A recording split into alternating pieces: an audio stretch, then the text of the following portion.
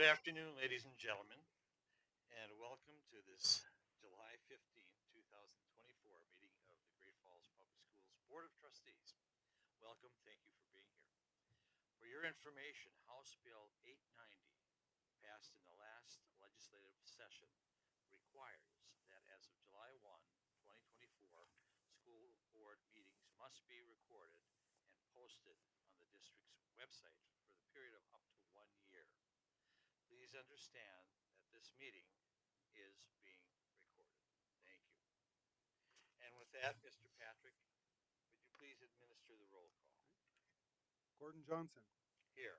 Kim Skornagoski, Bill Brunson, Here. Mark Finicum, Here. Marley Sunchild, Here. Amy Thompson, Here. Paige Tarosky. Here. You have a full board present, Mr. Chair. Thank you, Mr. Patrick. Ladies and gentlemen, would you please stand and join me in the Pledge of Allegiance?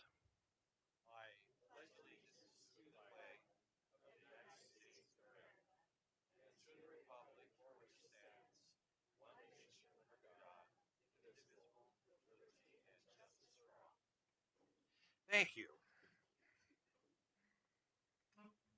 Mr. Chairman, Trustee Finicum?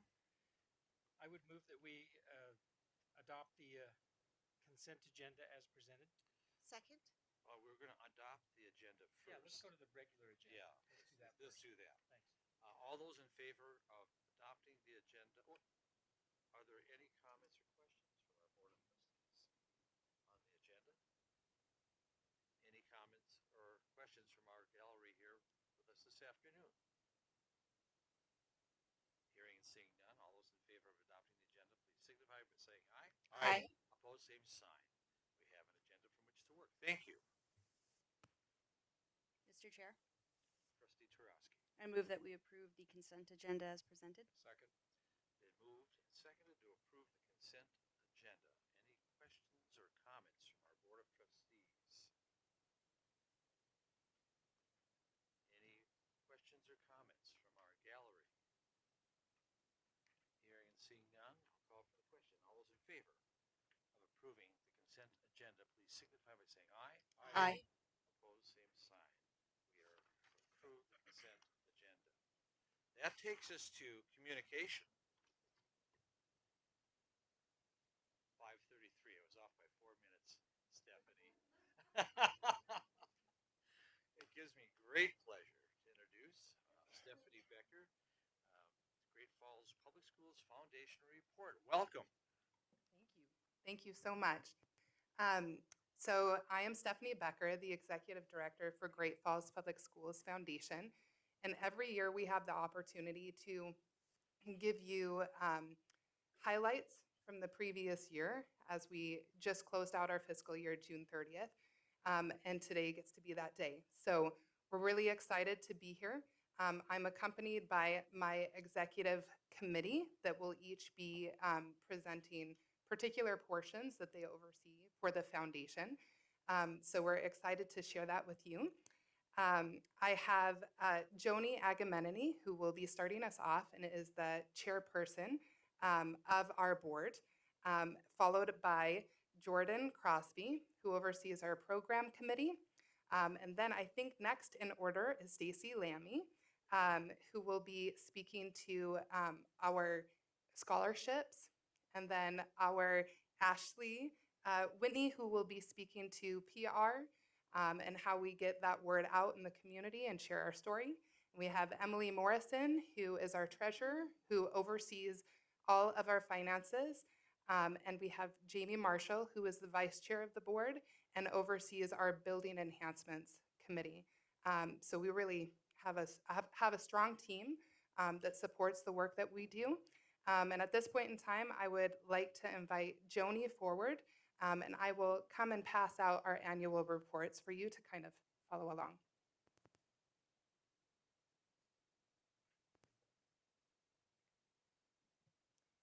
Good evening. Can you guys hear me? Okay. As Stephanie said, I'm Joni Agamemnoni, and I am chair of the Great Falls Public Schools Foundation. Thank you for being here tonight and inviting us to present our annual report. A great school district truly starts at the top with its trustees, administration, principals, teachers, staff, and students. We have an amazing district, so thanks to all of you for being here and doing what you do. The work we do at the foundation would not be possible without the support of our community. We are blessed to live in a community that believes in and supports public education. Our community's generosity makes it possible for us to carry out our mission of enhancing public education in Great Falls. I also want to thank our foundation board and staff. We have an amazing board, and I do not say that lightly. They are amazing. Whenever a need arises, our board members step up to the plate and they hit a home run. Stephanie, our executive director, had to wear many hats this year, along with our staff and board members. Everyone did an amazing job of getting everything accomplished, so thank you. The foundation operates under 4 pillars: student and teacher recognition, building enhancements, scholarships, and grants. Our very capable and hardworking chairs are going to go ahead and talk about their part. I am going to go ahead and touch on the student and teacher recognition. Excellence in education is one of the ways we recognize teachers and students. It is truly the pinnacle of our year. Distinguished students are selected from Great Falls High, CMR, and Paris Gibson Education Center. Each student chooses 2 teachers, one high school and one K through 8, who was instrumental to their success. Our annual celebration, sponsored by BNSF Railway, was held this year on May 15th at CMR, with guest speaker CMR alumnus Dan Thurber. Our kindergarten through 8th grade teacher of the year was Ryan Falk, who's a 6th grade teacher at Riverview Elementary. And our high school teacher of the year was Coda Cheetah, health enhancement teacher at Great Falls High School. They each received $2,500 from BNSF to use towards continuing education or classroom enhancements. Our annual publications, if you've all just received, will also be mailed out in July to over 4,000 businesses and individuals. So with that, again, I thank all of you in the room for what you do in making our mission possible. I am going to hand it over to our program committee chair, Jordan Crosby. Thank you.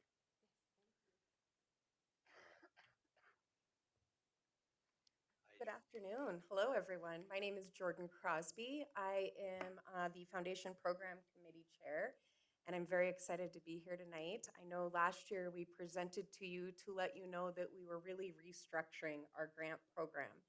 And so this year I get to report to you of how this first pilot year went, which I think I can speak for everyone on the foundation. It exceeded our expectations. We had some growing pains, which is always a wonderful thing when you're starting a new program, but amazing participation. So just a little bit of information to share with you. This year we did offer some newly offered mini grant programs, and these ranged from between $500 to $1,500. We had 3 different mini grant opportunities: professional enhancement, field trips and expert-led learning, and then classroom enrichment. And we did pass out, I believe, with the annual report, kind of our flyer that we use to advertise these opportunities. So I encourage you to look at those. But just briefly, professional enhancement was completely new, completely driven by surveys that we took of educators, administrators, paras, everyone across the board on our prior grant process. I think we can say that this really was one that surprised us. We got a lot of interest this year. We awarded over, to date, 10 grants in that field. And we're going to do a little tweaking next year. We offered it year-round this year, but we found that that might be a little difficult to fully implement. So next year, we will only be offering it September 1 through September 30th. We're hoping to get all the requests at once so that we can evaluate them collectively together and then award them for throughout the year. Those are for up to $1,500. We also had field trips and expert-led learning. Again, we had 10 grants in this, and they ranged from some amazing experiences both in the classroom as well as students leaving and going out on field trips. Classroom enrichment, which is up to $500. We had 27 total requests that were funded this year. We had a lot of interest from all levels, and not just educators, but also others that serve the school, speech therapists, for example. We're very excited. We still have one more round of mini grants to review. It's our June, July session, so we're excited. We have actually exceeded what we had planned to award this year. We were hoping for $38,000, and we just hit about the $38,000 mark with 2 more months to go. So we believe and we feel very confident that we hit that out of the park. And we also think it was really important. We had a lot of younger or newer teachers applying, which I think, from my perspective, is a great way for retention. To get that out there, to try to educate, here's a resource that we can help you in your classrooms, as well as help to increase and enhance education. We also restructured our high impact grants. These are our grants that go up from the 1,500 mark, so basically up to 5,000 for our learning enhancement, and then our community collaboration grants go up to 10,000. This year we had a total of 16 learning enhancement grants that we funded, as well as 1 community collaboration grant, totaling over 61,000 that was awarded.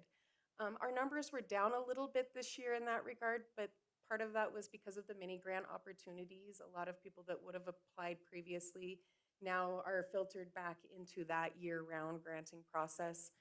We also changed a lot of the criteria for review and applications, and so we expected the numbers to be down a little bit as we are helping everyone kind of educate them about what is out there and what they can do. And then we have last our immersive professional learning. And this year we had 6 total applicants. We granted 4 of them, totaling just over $25,000. And these are such an impressive granting opportunity that I think is pretty unique to this district, and one that I'm really excited about. This year, just to give you an idea, we have a teacher going to the Space Academy who's going to spend several days there learning at the U.S. Space and Rocket Center. We have a teacher going to the Amazon rainforest who is going to be doing a geography unit down there for 9 days. And we have a teacher doing a really interesting photo workshop at this prestigious photojournalism school in Wisconsin. So those are just 3 of the 4 that we have out there. Their goal is they have to come back and they have to present to their colleagues, right? So they bring all of their knowledge back. And not only that, but they've been really wonderful to us too, of presenting in the community too, to show what amazing things are going on here at the school district. So thank you for the opportunity. We can't wait to see what year 2 brings for us. I think it's going to bring a lot more. I have to also thank Mr. Chairman. He was on our review committee for the mini grants. He and I did all the professional enhancement grant review. He put a lot of time and effort into all of these grant reviews, so thank you for your time. It's a pleasure. Thank you. Thank you, Jordan.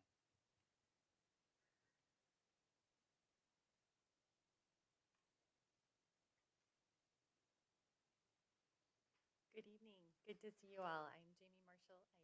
As was said, I am currently vice chair, but also I chair building enhancements, which continues to be a really exciting area that the foundation, probably our newest vertical or pillar, we would say, that we've moved into more recently, largely as a result of the successful bond and all of the projects that came there. That public-private partnership has continued since the bond has terminated or closed, and we still have projects that we're able to run through the foundation.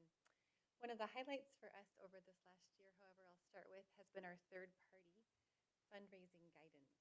And that terminology, I think you'll continue to see ebb and flow a little bit over the years as we continue to find ways to partner with groups and organizations in our community, again, in that public-private sector way, that individuals or groups come forward and say, hey, I have something I'd like to do, and finding the right spot in the right niche area that they can partner with the foundation to help enhance education in partnership with the foundation and the district is a great way. That guidance has come about through a lot of conversations, including with many of those on cabinet, and we want to thank them for their time. We're seeing great success as that has been put into play I believe you even heard a report from Chief Joe related to their playground recently, and that was the result of some of these guidance and guidelines that we've put into place.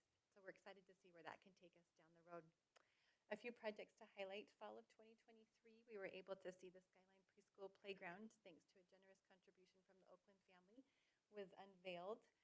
I actually had the opportunity to be up at Safety Town a few weeks ago to see some of those 4, 5, and 6-year-olds out there playing on this very playground. It was really exciting. It's a fabulous addition to what we're able to provide to the community year-round. So thank you to the Oakland family for that.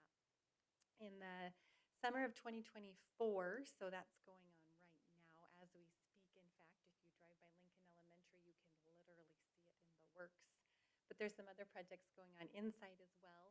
West Elementary Library, thanks to a generous contribution from the Nancy A. Cameron Estate, we are able to renovate 2 libraries this summer, one at West and one at Lewis and Clark Elementary. And then through the Loney Estate contribution, one of the final aspects of that estate contribution will be a renovation to the exterior of Memorial Stadium. And that's been in the works for a few years. We're really excited to see that to come to fruition and be able to see the park and the parking lot and all the different enhancements that were already done there to then be able to work on the exterior side as you walk in this fall. Hopefully will look different, fresh, and renewed. And then also this summer, as I mentioned, we have 2 playground projects. These are part of that third-party effort. These were both PTA-led initiatives in partnership with the district, and the foundation was able to work with them as well. The Lincoln Playground Project, these are significant investments that we really want to thank our community for. More than $260,000 was raised, $260,000 by Lincoln Elementary, and then the Sacagawea Elementary Playground Project is about a $400,000 investment to really revitalize those playgrounds. So we really want to give credence to those who led the charge, and we're grateful for the opportunity to partner with them. And then lastly, we've already shared with you the amazing news of the CMR Auditorium anonymous donation that allows for renovation and revitalization of that auditorium. That is in the works. We have buildings that at times we run into exciting adventures as we delve into them, and the auditorium was no exception. So we're working through a few twists and turns, but we're excited to see that in the works, and hopefully by next summer we'll have some updates and maybe pictures to be able to share of that work as well. So thank you again for your continued partnership. We look forward to seeing where building enhancements takes us into the future. Thank you, Jamie.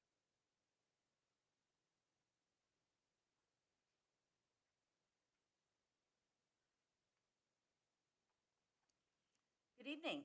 My name is Stacy Lammy, and I'm the chair of the Scholarship Committee. This pillar of the foundation allows us to help donors give back by assisting both students and teachers with their continuing education.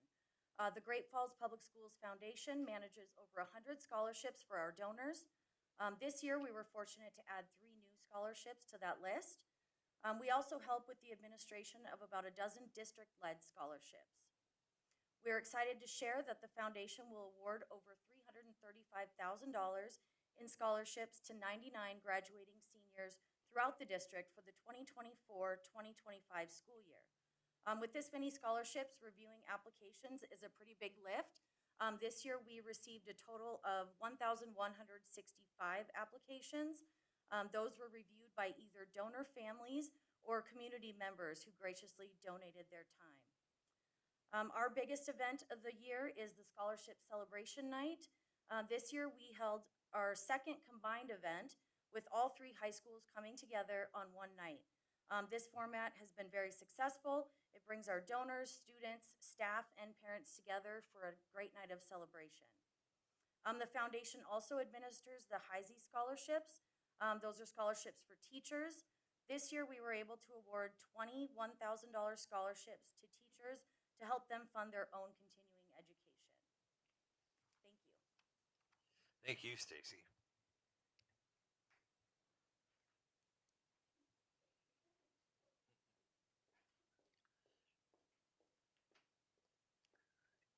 Good evening. My name is Emily Morrison, and I'm the chair of the Finance Committee, and I'm also the treasurer for the foundation. So maintaining excellent financial records is part of building the trust that makes the foundation successful. It's very important for our donors and stakeholders that we are good stewards for their contributions, that we maintain integrity in the system and have sound financial management. So the systems and processes we have in place include an annual audit is conducted every year by an independent accounting firm, and every year we have received a clean opinion. We also have a team of investment advisors for multiple firms in Great Falls, and this gives us the benefit of a number of different perspectives. We meet annually with them, and there is also an investment policy in place that guides them as well as us.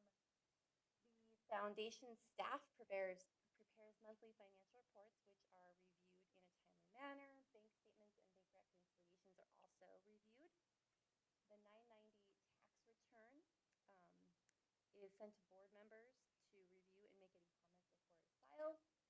And then we have the finance committee, which provides oversight and expertise, which is with its knowledgeable committee members. We have 2 ex officio board members who sit on the committee, and they have institutional knowledge and understanding of why previous committees made certain decisions and policies, and they share that insight with the new members. That's all I have for you guys. Thank you. Thank you very much, Emily.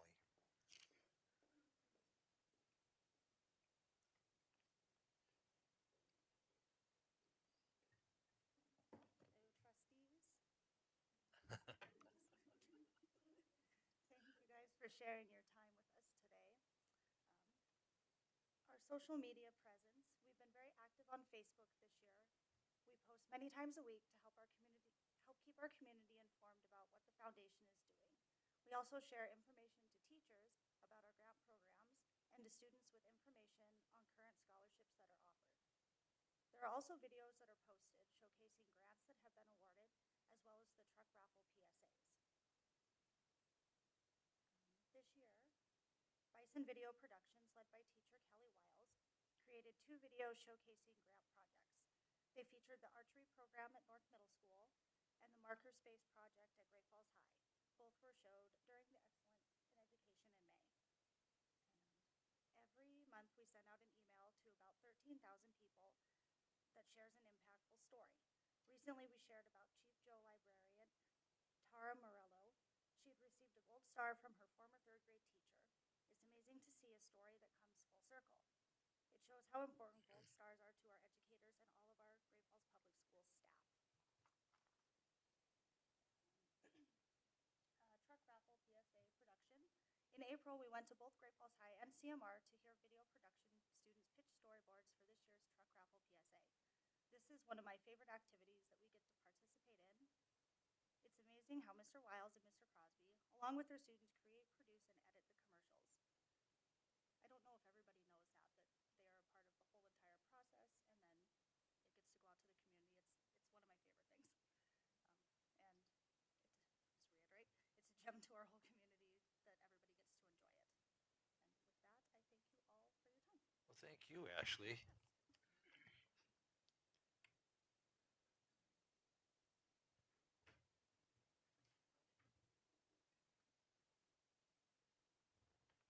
Okay, so I'll close up the presentation with a few slides. I did want to speak to something that Ashley alluded to that's related to the truck raffle, but also extends beyond the truck raffle. Whenever we have the opportunity to engage students in learning opportunities, it's one of our privileges, and it's also something that allows us to connect to the students and the teachers that we serve through our grants and scholarships. So they, again, are really deeply involved in the truck raffle, but we also use culinary services for all of our events. They do an incredible job. It's just as high level as you might experience with catering, outside services. So we love creating those opportunities when they present themselves and continuing to partner with the teachers who instruct those students to give them real world opportunities. So other examples of giving outside of the areas that we've spoken to directly include both gold stars. So Ashley spoke to that a little bit. Again, just so all of the trustees are familiar with it, gifts can come in any amount. Sometimes it's a crumpled dollar bill from a 1st grader who really wants to recognize their teacher. or it can come from a community member who knows that their neighbor is doing a really great job teaching children or teaching high schoolers. So the amount is not necessary, and whatever that threshold is, it's an expression of appreciation. And we love having the opportunity to go into those classrooms and to recognize those teachers along with their principals and with their students present. Just giving them a vote of confidence and letting them know that they are seen, they are noticed, because we know that those experiences in the classroom can be invigorating, but they can also be really draining. So this can be something that kind of lifts their spirits. We also have honor and memorial gifts that people can make in honor of special events, anniversaries, the passing of a loved one. So we're really thankful that the community trusts the foundation with those donations and wants to recognize people that they care about and are celebrating special events or anniversaries. So those are two unique ways that we just wanted to feature. Next, I wanted to speak to the truck raffle. So by the way, you can get your tickets in our office. They are available to you at any time during the business work hours. They're $10 a ticket. As a refresher, student groups are our boots on the ground selling throughout the community. They receive $6 for every $10 ticket that they sell. The remaining $4 goes back into the grant program that then benefits them and their teachers. For those that are purchased through the foundation office, all of that goes back into grants. So we're really grateful that we have students, coaches, teachers, parents who are invested in this fundraiser, are committed to it every year. That is the only reason that it is as it is. A massive thank you goes to the Oakland family. This has been happening for over 10 years now. And we have been able, with the partnership of the students, to contribute over $1.4 million back into the school district through grants, which is remarkable, and to the student groups directly to use for whatever their needs might be. This last year, we sold over 15,000 tickets, raised $153,000 from that effort. 80,000 of that went to the student groups, and 73,000 went to our grant program. In total, we had 40 school organizations and 8 businesses that participated as outlets. So community recognizes this as one of our pillars. People lose their sellers, they're looking for new ones because they know that it's. So we're grateful to City Motors. So people are aiming. So we're excited that both of those opportunities exist for folks to bring that again this year. Last slide just covers some of our transitions that we've been navigating this year. So we'll speak to the board in March of 2024. He is from Frontline Ag Solutions, so we're really excited to have that agricultural representation on the board. We also have said goodbye to Nancy O'Brien, who has served three-year terms, so we're grateful for her commitment. And we also have a transition that took place for the standing position of the trustee that serves on our foundation board. Gordon Johnson has been serving in that capacity for two years. I believe 2 years. Yes. So he's been wonderful. He actually has passed the baton onto Marley Sunchild, and we're really excited to have her a part of our team that gets to accomplish enhancing education in our community. So we're looking forward to that transition taking place. Some staff transitions that we've navigated this last year. Amber Brannon, who was serving as the program services coordinator, resigned in April. We've been looking to fill that position for quite some time, and we just did.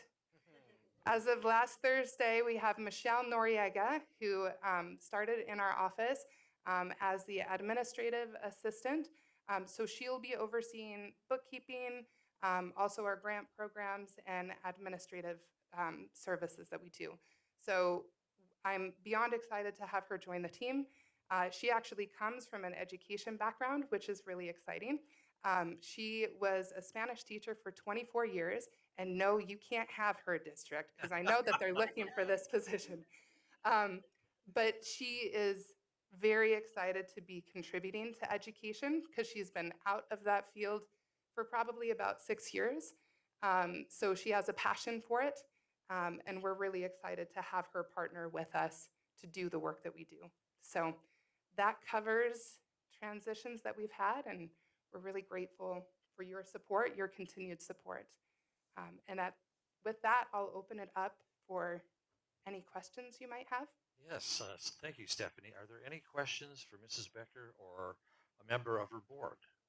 Mr. Bronson. A couple of things, and Stephanie, I'll start with you, and then you can direct Sure. whoever needs to respond. First thing I was going to comment on, I mean, congratulations, obviously, for all the wonderful things that you've done. But I was curious, as you know, I'm involved with a number of other nonprofits in the community, and recently, in connection with one, we realized there's this other great source of funding out there, and it comes from people's estates. We recently received a six-figure contribution or distribution from an estate, totally unexpected, unanticipated, but it's going to make a huge difference in this organization's future efforts. I'm just curious what kind of outreach you've done with the legal community or others to help facilitate that, and then in turn, have any estates been kind enough to contact you and say, hey, check here for Yeah. you? Sure, I can speak to that. So several of the building enhancement projects actually featured this evening were the result of estates that the foundation has received. So the refresh on Memorial Stadium is and that estate that we received. Likewise, the two libraries that are seeing improvements this summer, so both West and Lewis and Clark elementary libraries, are seeing that improvement because we received an unexpected estate that came through and wanted to support media centers in elementary schools. So it does happen. I will say we've been very fortunate to receive those. The outreach in that area is something we're hoping to grow in because I think that there is a lot more opportunity than we've even been able to seize. But I think that is an area that is currently happening, but the opportunity is much greater. And if you want to assist with any of those inroads, I would be so grateful. It very like somewhat in jest, but also very sincerely. So it's something that we'd like to grow in. Okay. Yeah. Second question relates to a more specific project, and then again, I'll let you make a decision. Sure. To point to. I'm particularly curious about the efforts to do the improvements at the CMR and the Bill Williamson Hall, because when I was speaking with the Evanses here a month or so ago, my understanding is it's probably going to be a much more costly endeavor than was originally anticipated. We know there's probably asbestos in the ceiling, Sure. that sort of thing. I'm just curious, if you don't have to reveal a number, but maybe how much longer do you think it's going to take to get us to the point where we can start to make any improvements in that facility? Sure. Jamie, would you like to speak? Just so you're not hearing my voice all the time. She's been deeply involved in this. And I may smile at Brian a time or two as well. So just to make sure we've got it all correct. Great question. Thank you, Trustee Brunson. So there was asbestos that was identified as they moved forward. Just taking a step back, though, we have worked with the trustees in the past year and a half to implement the IDIQ process. So Cushing Terrell is the IDIQ identified, approved engineering firm that has really helped with the design of that project. And then when the asbestos did come into play, I know that the district with the trustees, worked hard and was able to secure a grant to help support with the abatement process. And then when it did go out to bid, it did surpass what the original budget was.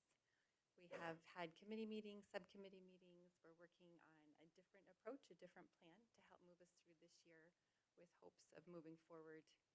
That was my very elusive, I'm hoping to have pictures next year at this time.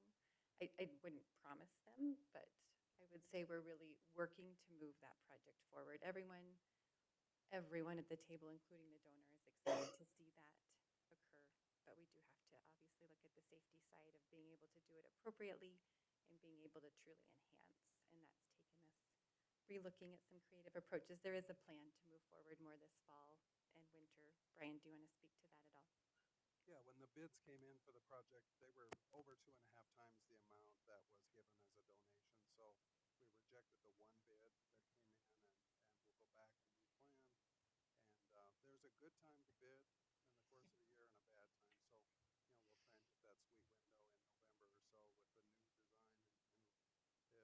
And really the hardest part of the renovation was just getting up to the ceiling. And the concept of taking out all the chairs and having equipment to get up there, and then the asbestos that's attached to a corrugated ceiling is very difficult to remove. So that put some unexpected costs into the project. So it's still moving forward. We just got to regroup and then time it right, and we'll move the project forward. Thank you. Appreciate it. Thank you. Mr. Finicum. Well, Stephanie, I just want to say a general thank you to the whole team that makes all of this stuff happen, Yeah. which is really kind of neat. Ashley, I think this comment's going to go toward you. I see on my Facebook feed daily kids, hey, buy a raffle ticket. Yes. So I think that comment is thank you for making all that happen. And all these That's right. different 40 kid organizations that put that money in their coffers, that is just so awesome. Right. It really empowers them to use it in the way that they need to use it and giving them access to something. It's a fundraiser that has a return that you just don't see. That 60% going back to them really allows them to be the masters of their future and figuring out where they want to direct those funds. And it certainly requires effort, but it's well worth the effort. Yep. So thank you all. Thank you, Mr. Finicum. Any other questions or comments from our trustees? If not, the glow from your halos is blinding. We so much enjoy the invitations to excellence in education and scholarship night. They're just evenings not to be missed. They're so inspiring. And you, like us, dedicate our time because we know the value in what it is we're doing, and we're so fervent in our belief that we can make our town, our state, and our nation a better place. And thank you so much for what it is you do. And I'd like to have our Board of Trustees stand and give these guys a standing ovation. Thank you very much.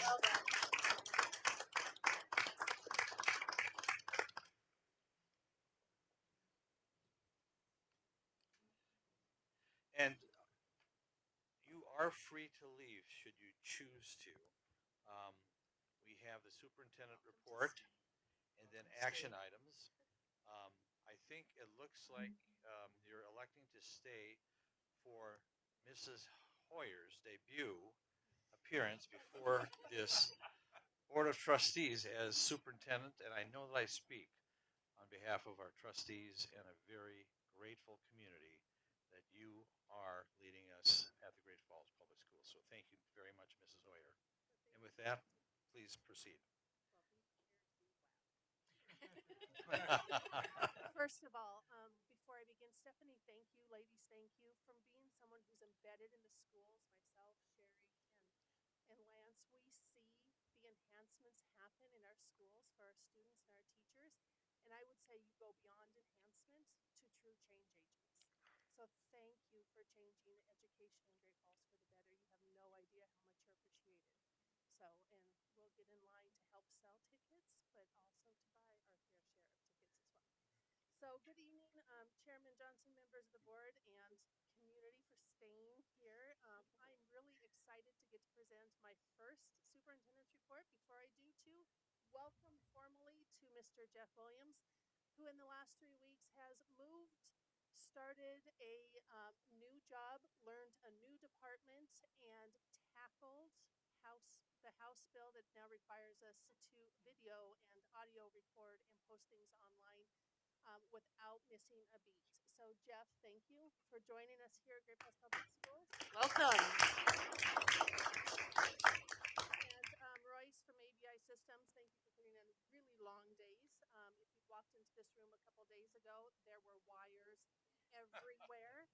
And he just stuck around and he's helping us with our first go and compliance of that House bill. So,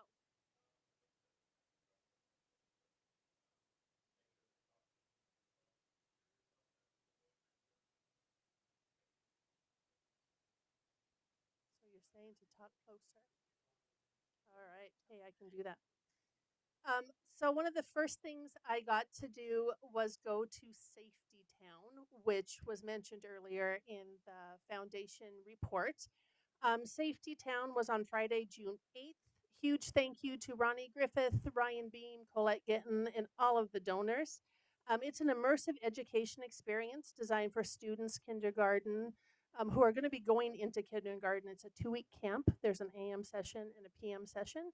So we started the morning on the left, watching the students graduate. They got to show us their knowledge on everything from traffic safety to fire, railroad, firearms, stranger, digital, school bus safety, and more.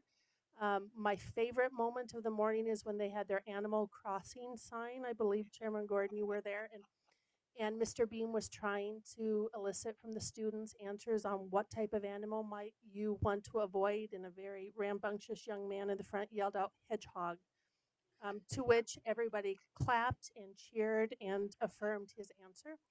And then we went outside and we got to watch the students ride their bikes on Safety Town. And they used the traffic signs and they used the stop signs. They used a roundabout.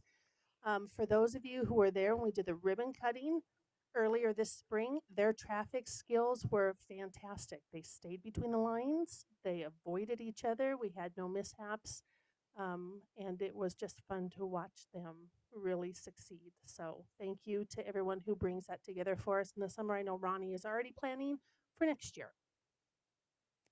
So, Safety Town is just an example of all of the amazing learning that continues to happen when our doors formally close for summer break. I'm not sure how many people understand the true amount of learning that takes place in Great Falls and Great Falls Public Schools, well beyond the June vacation time. So, what I have listed for you are a majority of the opportunities. I'm sure I probably missed some. But this is what happens when our community and our district come together to offer a variety of opportunities to students. So, of course, we have high school summer school. That is for our students who have to make up credits to get back on track to graduate. That happened in June. Virtual Academy is running right now, starts in June, runs through July, and those are for students who want to accrue credits. So these are brand new classes for them. They want to get a little bit ahead.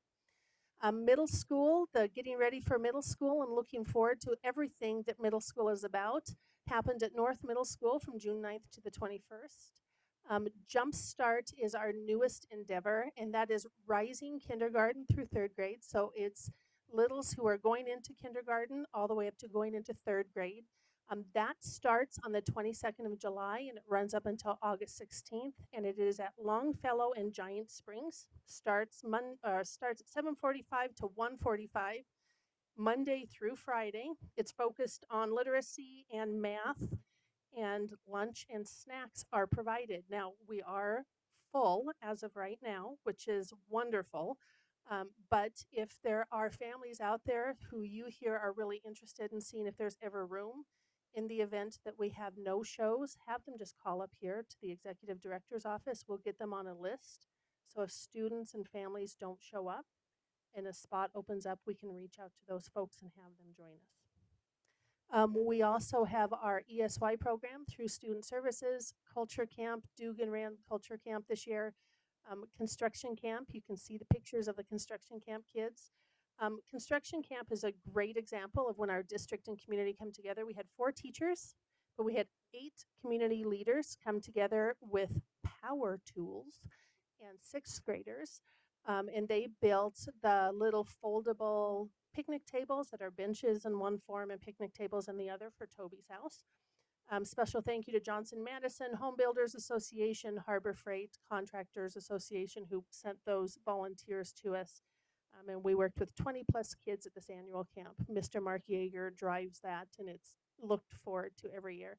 And then, of course, there is driver's ed and the teenage drivers out on the road. That runs from June 24th is when the latest session started, and up through July 31st is then we'll get ready for the session right after school starts. So summer work, here are some examples. CMR, we're replacing the roof on CMR. I believe that's over the auditorium, and that's the one area that we hadn't done yet. That is with school district funds. There is a picture of West. You saw the renderings that the foundation did, but Jackie and I peeked our heads in and took a picture of it. The painters are in there preparing the space for furniture to move in. So those are those two. A thank you to the Nancy A. Cameron Estate for the gift for West, and it'll be a truly new space for those students. And then Great Falls High. So the picture on the upper left is a picture of the first floor boys' bathroom. My very first year as principal at Great Falls High, that's what the girls' bathroom looked like 6 years ago, the first day of school. And so I told Mr. Hobble he's lucky that he at least had a summer to start planning on what was going to happen. And they have a great plan in place to support students as school starts. But looking forward to new boys' bathrooms in main campus at Great Falls High. And then lower right-hand corner, that's Lewis and Clark. And it's actually had more done to it since then. So that sheetrock that you see has been primed and painted, and we're starting to install the cabinetry in that space. And so I'll give you some pictures later on, as well as all of the other spaces that we're working on across the district. I'm going to try to highlight 4 or 5 every week. Well, one of the other things that Mr. Williams got to do in his first 3 weeks is march with us in the 4th of July parade. We had 24 individuals who joined us, so thank you to those employees and their family members. And we had students. We had the Great Falls Public Schools Patriot Marching Band. We got to follow them and hear some great music. And we handed out pencils. And there's always an annual competition between the Hoyer family and the Boyd family, and the Boyd family won. But Mrs. Boyd kept getting grabbed for hugs from students that she had. I think Mr. Boyd probably got some hugs too. But it's just a lot of fun because you get to see families that you haven't connected with in a couple of months. And we had a great time. So, and then the last thing that I want to share with you is the profile of a learner process that I shared with you earlier, or I guess it would be late last year.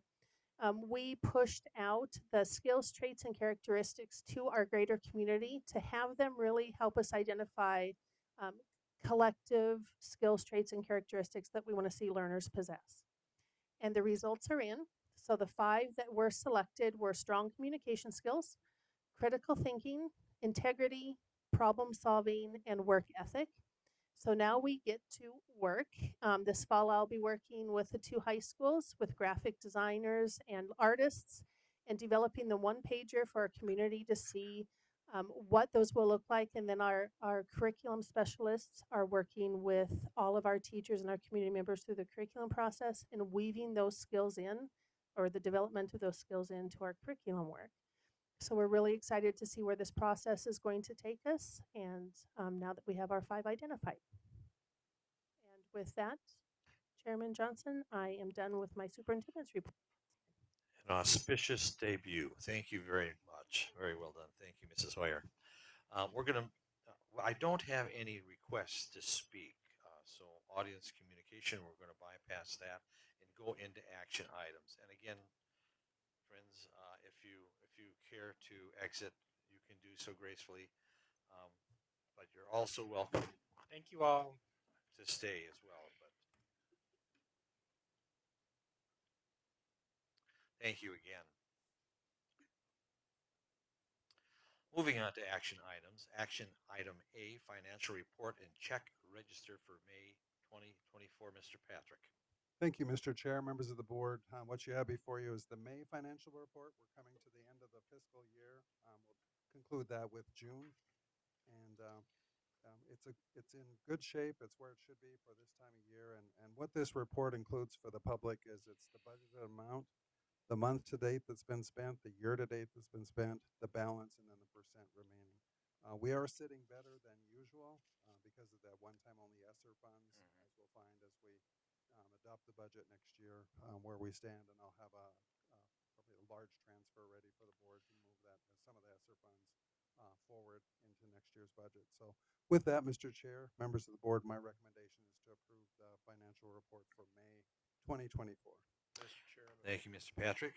Trustee Bronson. I move that we accept the monthly financial report and approve the register of payments for May 2024. Second. Been moved and seconded to accept the monthly financial report and approve the register of payments for May 2024. Any comments or questions for Mr. Patrick from our Board of Trustees? Any comments or questions from our two remaining citizens in the gallery? Hearing and seeing none, I'll call for the question. All those in favor of the motion, please signify by saying aye. Aye. Opposed, same sign. Motion carries. Thank you very much, Mr. Patrick. Action item B, transfer of budgeted funds, Elementary General Fund 101 to Elementary Compensated Balances Fund Budget 121 and High School General Fund Budget 201 to High School Compensated Absences Fund 211. Mr. Patrick. Thank you, Mr. Chair. Montana Law 20-9-520 or 512 allows for a transfer into a fund called the Compensated Absences Fund. And this is when anyone who's not a teacher leaves the district, they collect on their vacation and sick leave and those types of things. So this fund, we can store up to 30% of the liability that's there for the district. Traditionally, we've done it year after year. So once you fill the bucket, you fill it annually. Puts the district in good position.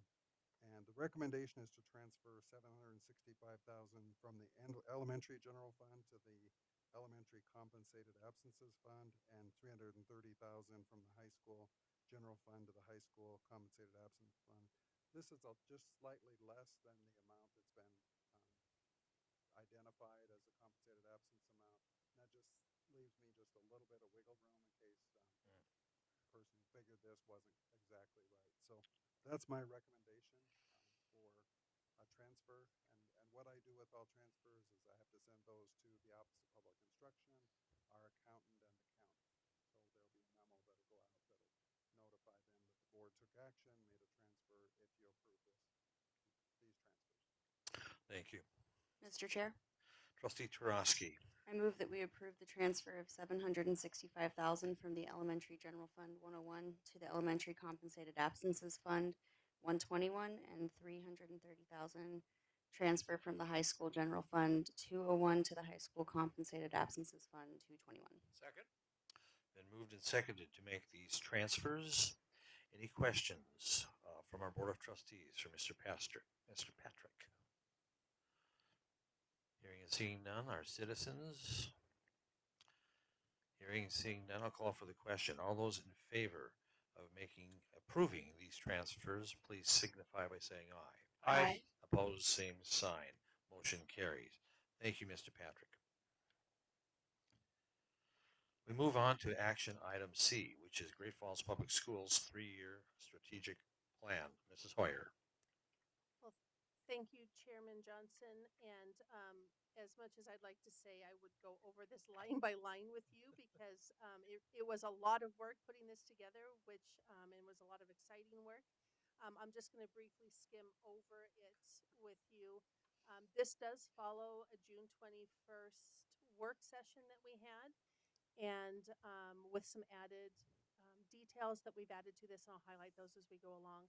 Our big 3 goals are listed for you, of course, on the agenda page, but also I'll be referring to these pages as we go through. Please slow me down if for some reason I have a tendency to go too fast. So as a reminder, this started with a community needs survey. And in October of 2023, went through a gap analysis. Then we went through and we did faculty advisory, cabinets, and board work until we were able to distill it down to a document that is before you this evening for approval. It's designed to be a living document and reflective of data. As you'll see, we've added some things to it, so please know that you can expect quarterly updates to me on the data part of it as we move through. So the very first thing is page 50. Page 50 is the strategic plan year at a glance. We will produce one of these because this is a 3-year plan. We will produce one of these every year with our 3 big goals. The first goal for student achievement is a minimum of 80% of our students will make at least 1 year's growth academically in math and literacy. It was important to both our community and our leadership that we talk about growth because growth looks different for every learner.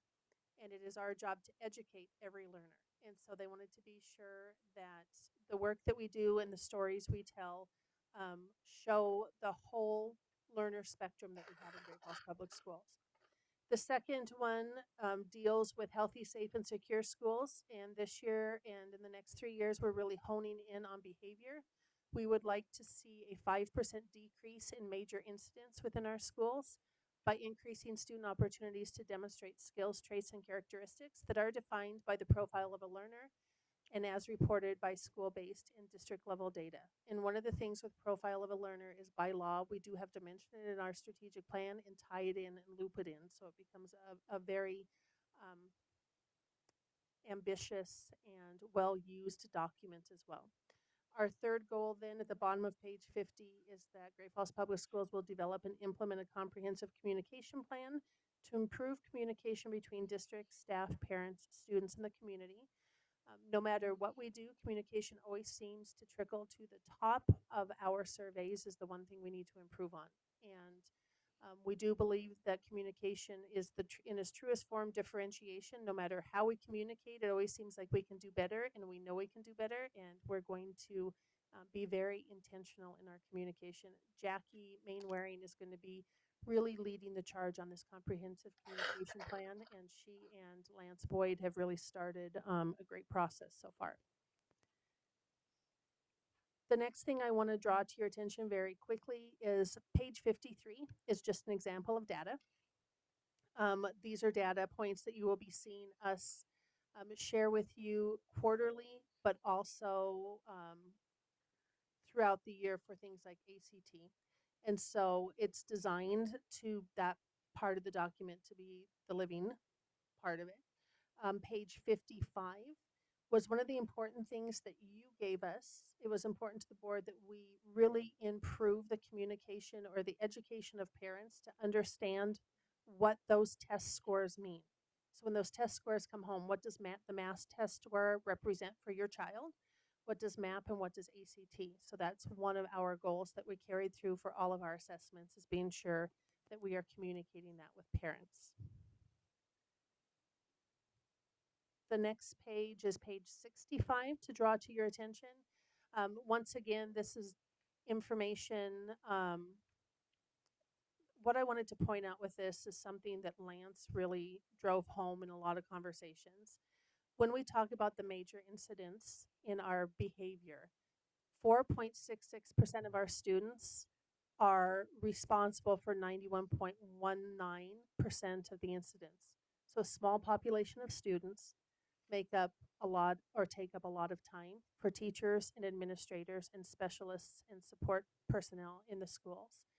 Doesn't mean we don't educate them. It means we have to put different pieces or supports in place so we can address and help support their behavior and not interrupt the behavior of other learners.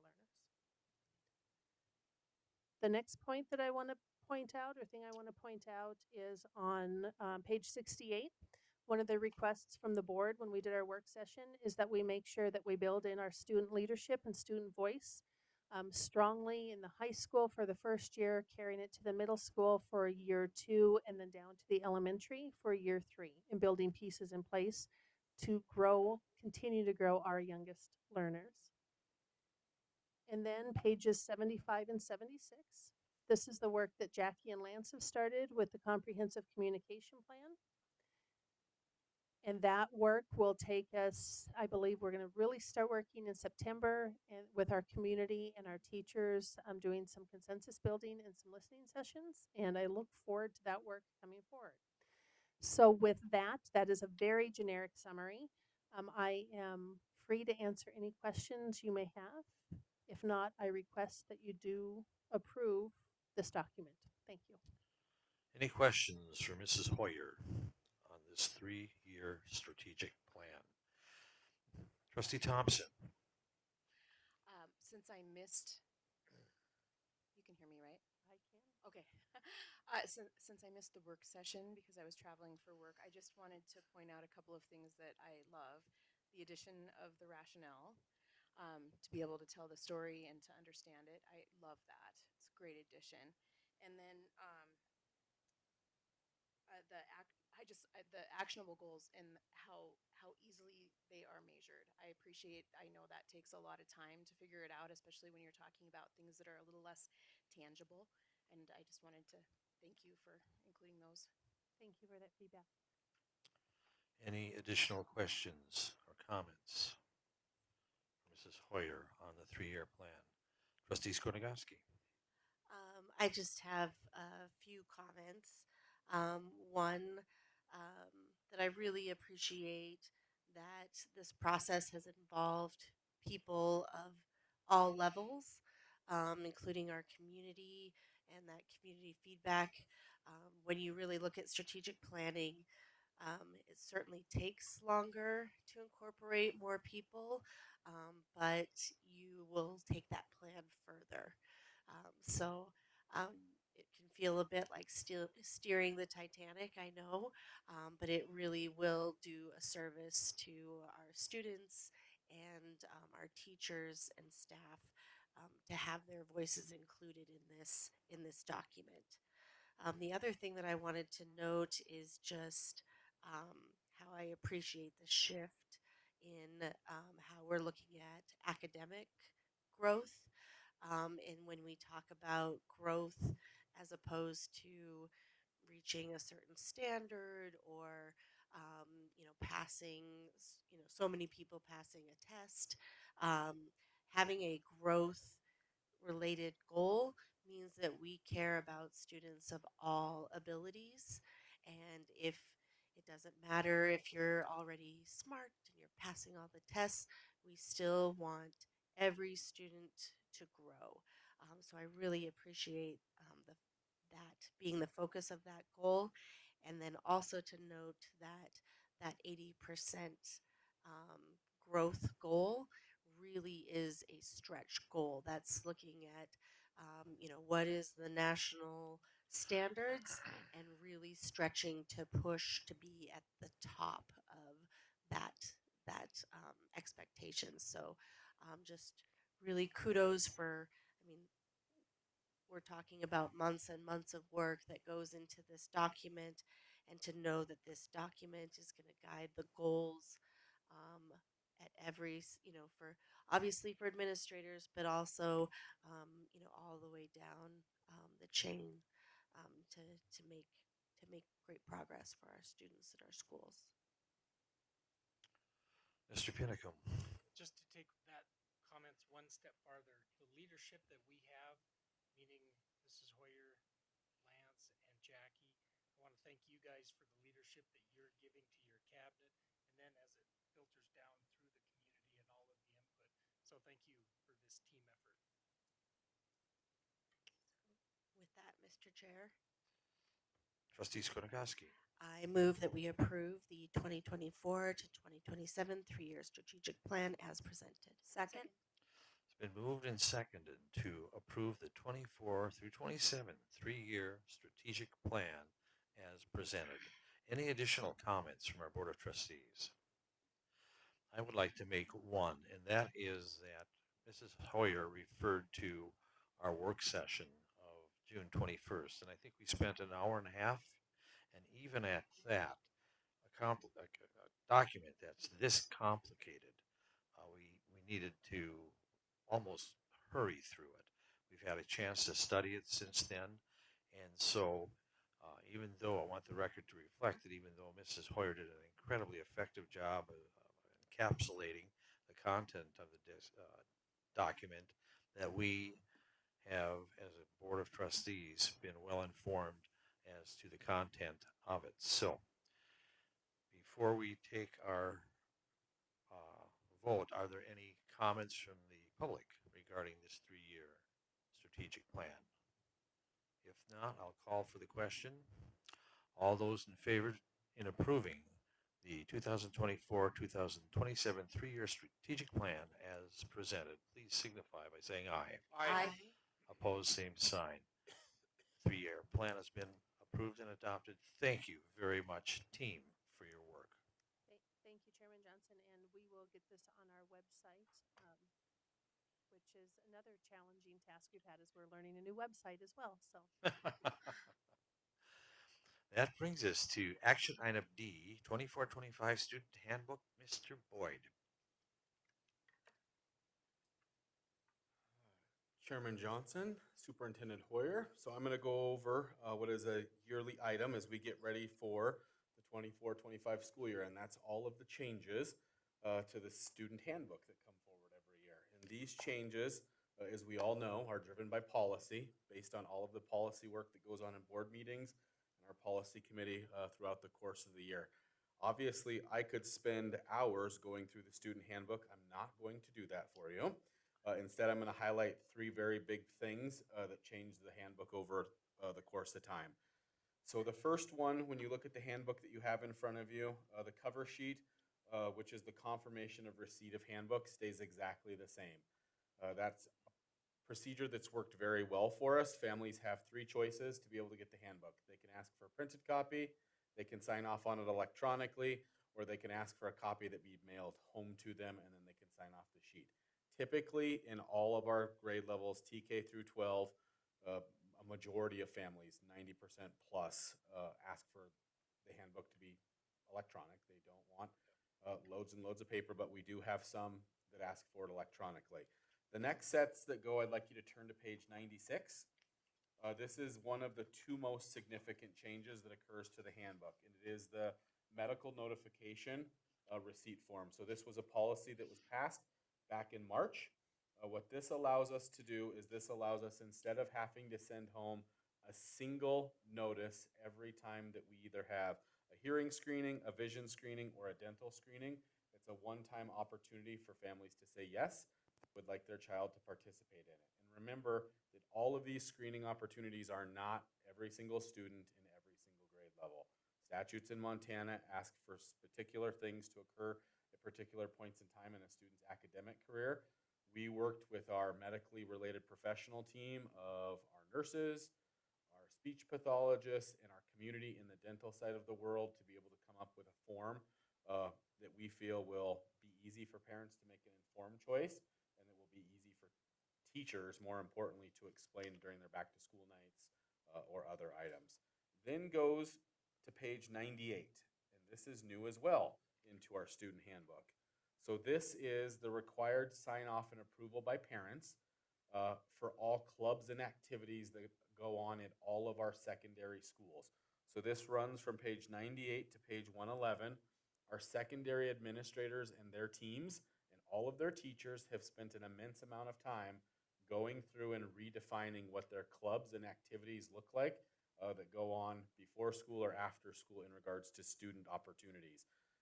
Then those organizations have to submit kind of like a syllabi to the principal so they know exactly what's going on, or the outline of format is that. And then parents have to give approval on the back of each one of those pages for what clubs allow their child to participate in. So it's not a blanket, you can participate in any club you want as a 7th grader.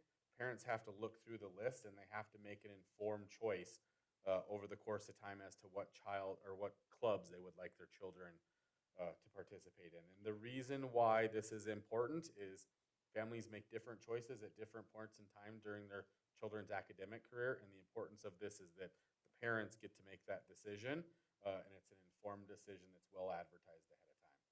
Otherwise, significant changes that you'll see going through the course of of the student handbook are just that, they're policy changes. They're highlighted in yellow or they're struck out based on policies that the board has passed over the course of the year.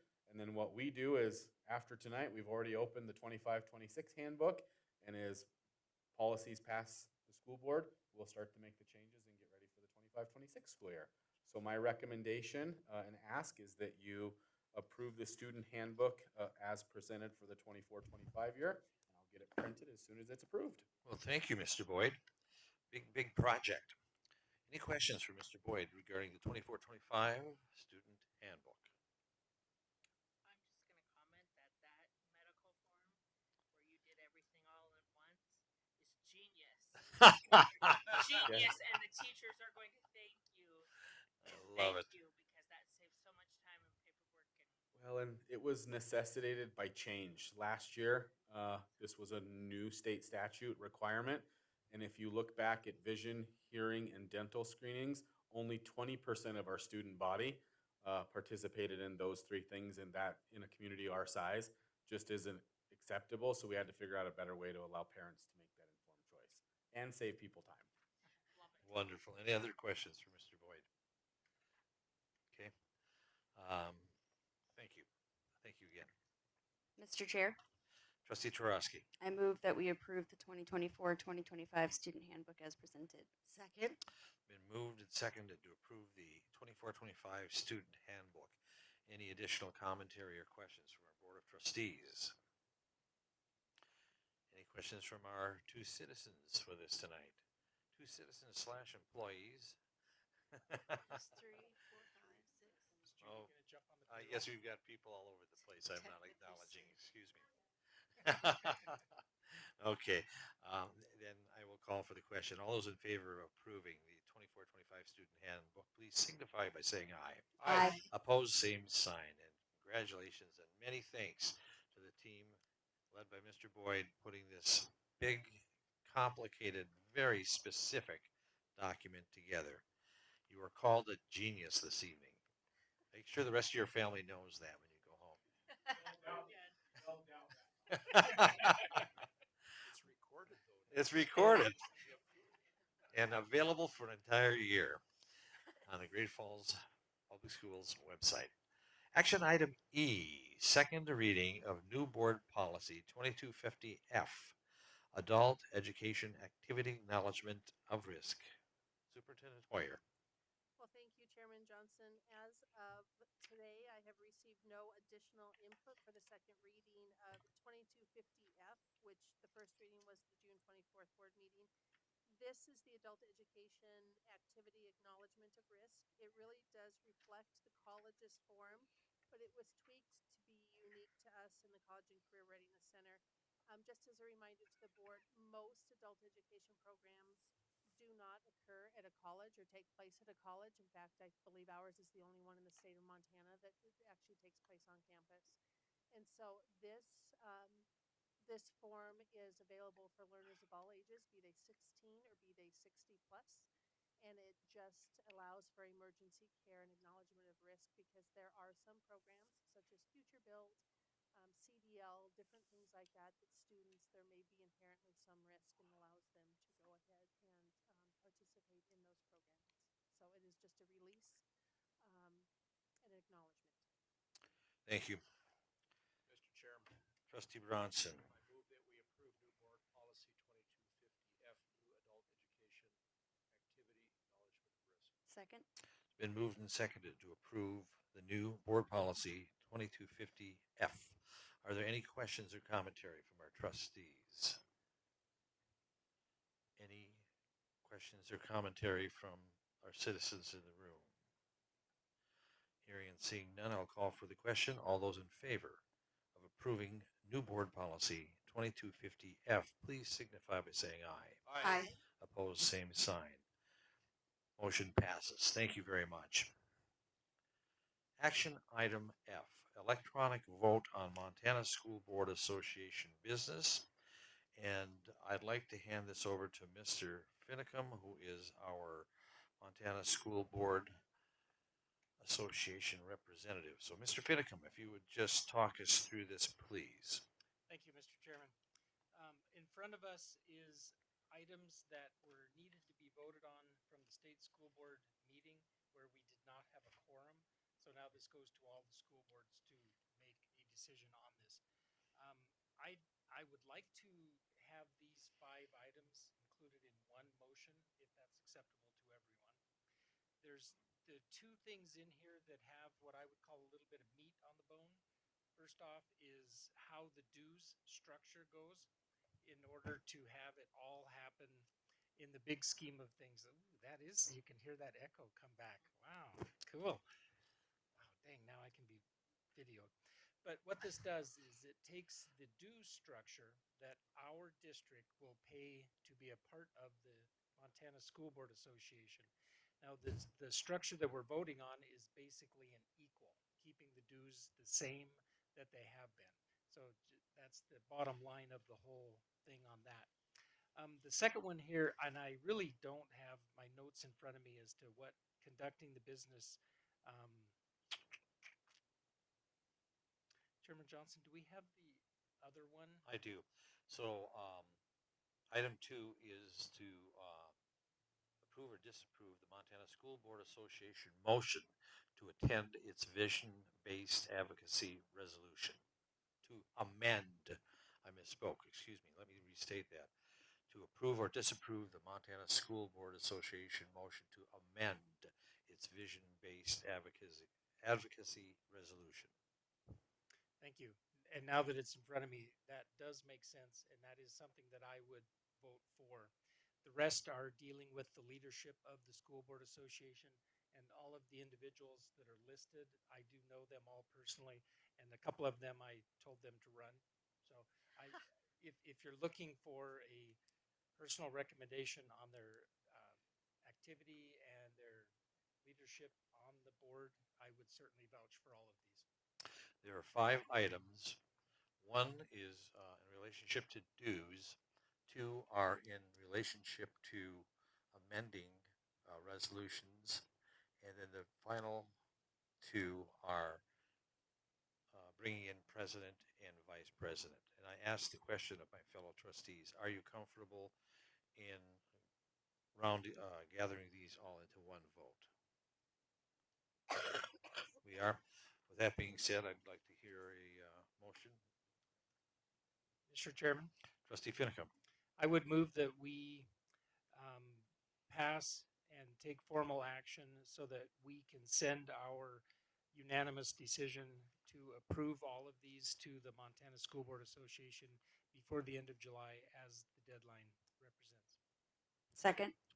It's been moved and seconded to adopt these 5 points from the Montana School Board Association. Any questions or commentary to Mr. Finicum or myself or Mr. Patrick? Any comments, questions from the room? Hearing, seeing, or seeing none, all those in favor of the motion, please signify by saying aye. Aye. Opposed, same sign. Motion carries. Thank you very much, ladies and gentlemen. Nothing was pulled from the consent agenda, so we'll move past action other and move on to reports, discussion, and policies. Trustee Sunchild, would you please kick us off? Sure. Thank you. I just wanted to say we did have a core school meeting a couple weeks ago, and if you don't already follow, is it Core School at Morningside on Facebook? They do have they're very active on there, and you can start to see all their little projects and their volunteers, and um, they've been working hard. I hadn't been at meetings, and there's a lot, so that's great. The other thing was Jumpstart. I am super interested in seeing the data on that when you did it at the end instead of the beginning of summer, to if the attendance is higher, um, the participation, because they got that little break before. Does that help? Now are they kind of bored, ready to go back? Does it help the summer slide with the testing at the beginning? So that is interesting. I'll be interested to see how that goes. I think might be better this way. So that'll be interesting. Super, thank you. Mr. Finicum. Thank you very much. A couple of things. Notice on the upcoming events, July 24th is a budget meeting at 10 o'clock. The budget committee, so thank you, Mr. Bronson, thank you, Ms. Tarowski, myself. We met informally to start our questions, and we addressed those questions to Mike Henneberg and also the cabinet. And we're looking for more information to get to a point where we can make a decision on what do we want to do with baseball in the district. And so that is going to be 10 o'clock on the 24th. All board members would be welcome to attend if you choose, because that is publicly noticed. And hopefully we will just make more headway on what is our decision going to be on all of that. Secondly, on the August 5th meeting, we hope to have enough information that the budget committee can address the board with a direction of what we think we should be doing with baseball. If we want to have baseball in the high schools for this next spring session, we have to have a decision made by September 1st.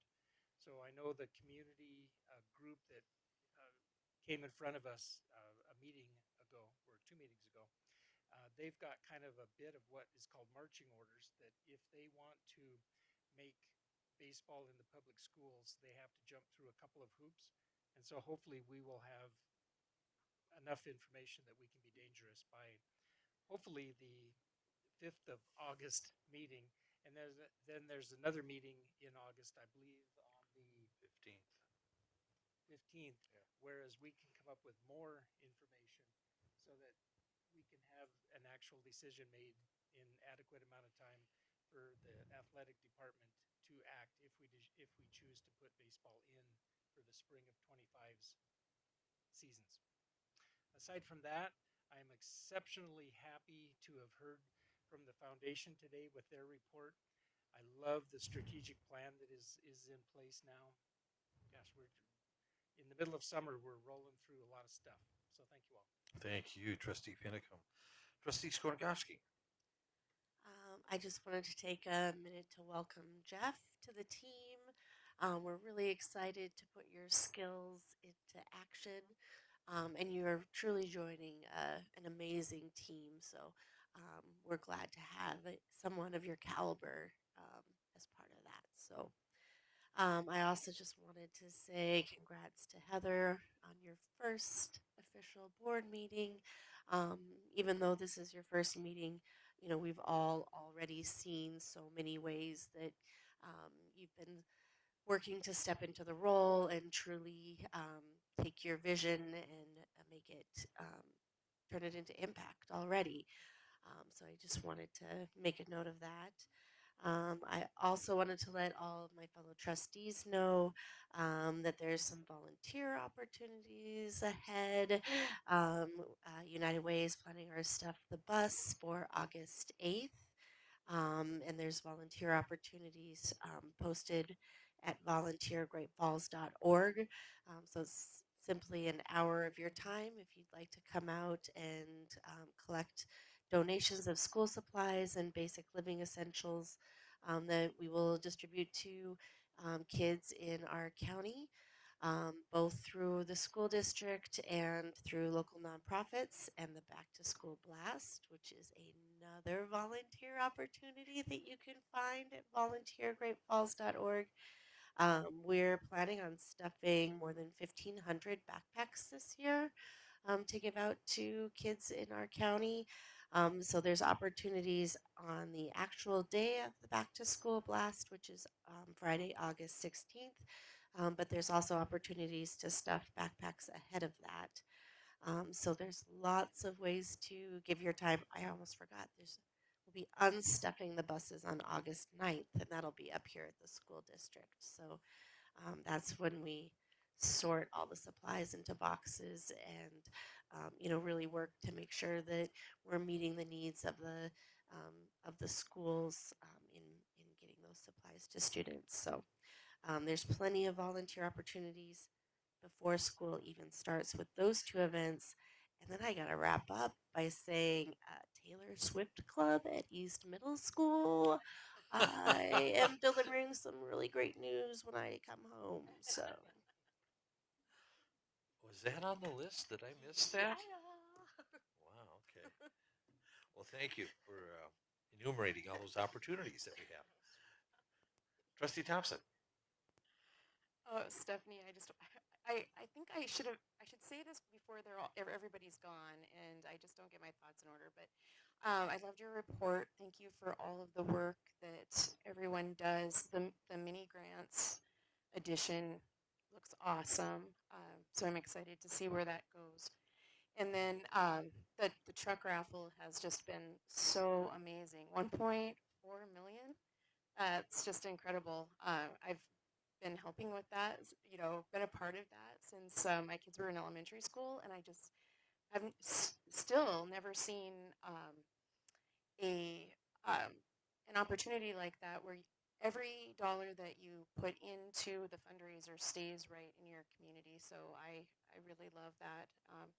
And then the strategic plan, of course, since I missed the board session, I just again, it just looks awesome. I look forward to us implementing it and seeing what you guys put together. Thank you and welcome. Thank you, Trustee Thompson. Mr. Bronson. Thank you, Mr. Chairman. I'll start out with another acknowledgement to the foundation. Stephanie, I think you realize and you should convey to the board members, we all greatly appreciate the work that they do. And I think you're aware of this. I know your board is. When you talk to the higher up people who do a lot of nonprofit work throughout the state, they remind us constantly of the amount of wealth that's out in our communities, and it's just waiting to be tapped. And the Public School Foundation has done an excellent job of tapping into that community wealth in the last roughly 12 to 14 years, and we just look forward to you continuing those efforts, and we much appreciate that partnership that we have with your organization. The other two things I just wanted to mention, Mr. Chairman, I think some of us attended one of the two graduations for Safety Town here last month. I know I went to the afternoon one, and I just wanted to express publicly that I spoke to some of the parents and the grandparents of the children who were there, and I did not hear a single negative comment about that program. And it was fun to watch the young people respond to the instructor, and it just reminded me again, we all know that there are people in this state who take a very dim view of what they call any kind of pre-K or transitional K programs. I think some of them regard it as nothing more than glorified daycare, and why should the public be involved with it? I've always resisted that negativity because having been involved in creating a program like that in a private school years ago, I know how much value there is for these young people when they have an opportunity to start to learn in a collective environment, when they're interacting with their peers and with adults. And it's obvious that that particular program makes a tremendous difference. One of the set of parents came to me and said they have another child coming up in a year or two. He said, we hope that program is here in 2 years for our next child because it made such a huge difference with our 3-year-old. And I got the same comment from some grandparents who said that they think they may have some other grandchildren coming in the near future, and they hope that this opportunity is there and that the school district continues to collaborate. So please pass that on to Ronnie and her folks. And then finally, for my fellow trustees, if you have not attended the most recent think tank session or had an opportunity to listen to the recording on the video resource tag on the Montana School Boards Association site, please do. The whole process of developing a new idea and a new concept for funding our public education system is still ongoing, but I really appreciate the effort that our state organization and our partners have put into it so far.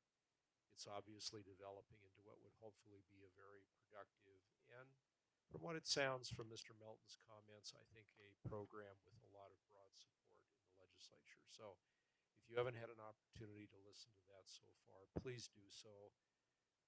Again, listening to Lance's hour-long presentations is again like kind of being caught in the middle of a hurricane. You really have to stay up with that Yeah, guy. you do. But it's well worth it because as trustees, we have an obligation to be part of that process of selling this program to our governor and to the legislators. And so I urge you to pay attention to it. Thank you. Thank you, Mr. Bronson and Trustee Tarosky. A little bit repetitive, I guess. Thank you to Stephanie and your team and all that you guys do and the foundation does. And welcome to Jeff. We're really happy to have you. And Heather, I'm looking forward to working with you in this new capacity. And your love and care for the district and the students and staff always really shows through. And I know it's going to continue to do so. And then last, I work with a company called Aware, and we contract with the schools and provide behavioral support. And so I've been working in Valley View throughout the summer, and our custodians work so hard through the summer. They pull everything out of the classrooms.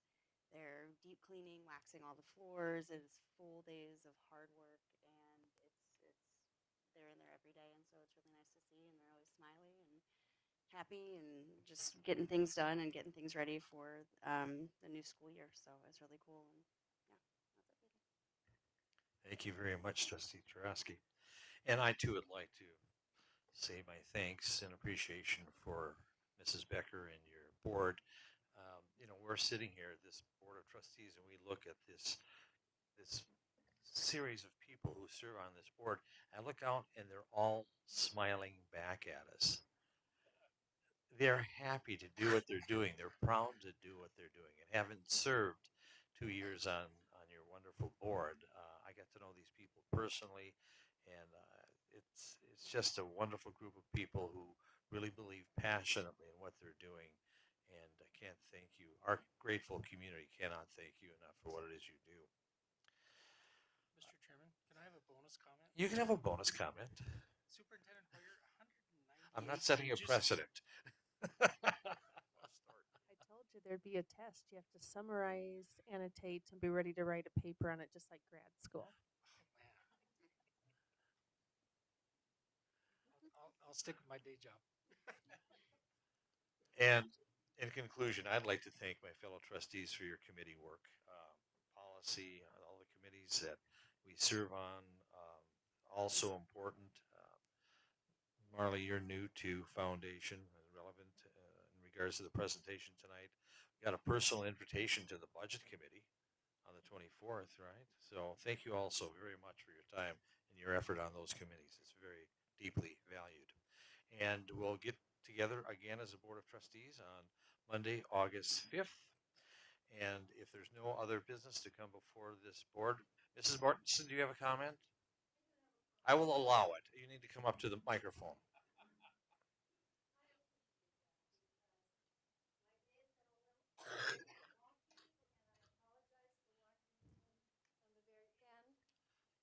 There are And just even a though couple you of things. need no introduction, please introduce yourself anyway. Okay. I'm Judy Mortensen. I am a resident of Great Falls and have children in the school district and employees in the school district and have done so since 1965.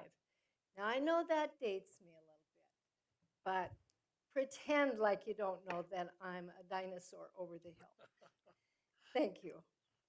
I am involved in an event that we hold each May, the first 4 Thursdays in May. And our purpose is to shine a light on a nonprofit here in Great Falls, particularly one that needs a little bit of a boost as far as being introduced, being able to get the information out on their group, uh, and and then of course we take donations and make sure that they get a little money out of it.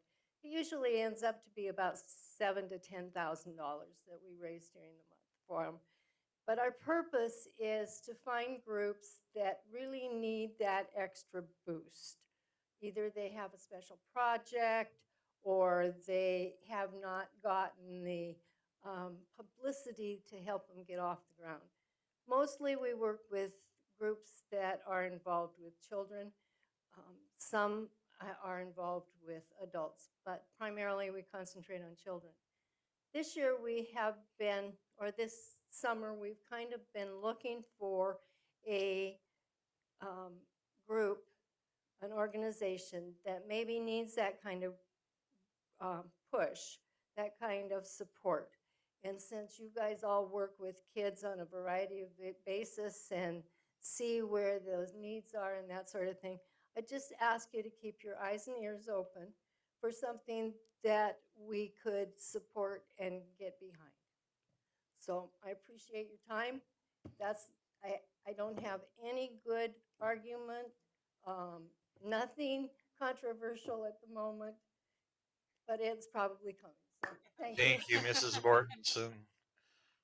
And if there's no further business to come before this Board of Trustees, I would entertain a motion to adjourn. I would move that we adjourn. We are adjourned. Thank you, ladies and gentlemen.